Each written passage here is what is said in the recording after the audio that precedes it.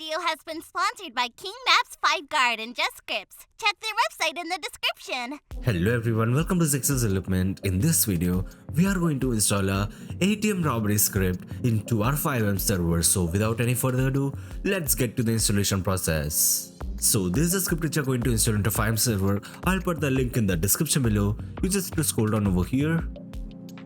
Then click over here and get the script into your CFX portal and download the script. After downloading it, we have to extract the file into our FiveM resource folder. So I'll be extracting it over here. Just like this. Now open the file, go to shared, then config.lua. So these are the basic configurations over here. You can configure it according to your preference.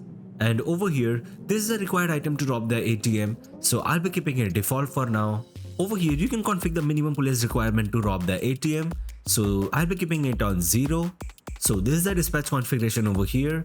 So I'll be changing the default to PS dispatch over here. So this is the cooldown system for ATM robbery. This is the configuration for hacking, and this is the configuration for reward. Now go to QBCore, shared, items.lua. Now come to the very bottom line of the code.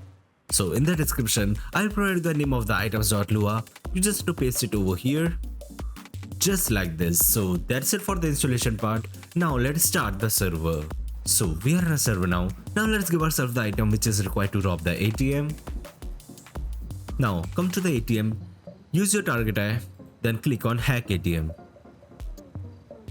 So the hack has been started over here.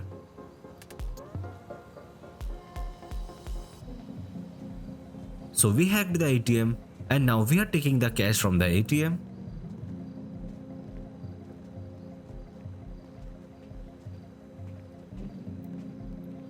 So here we got 386 cash.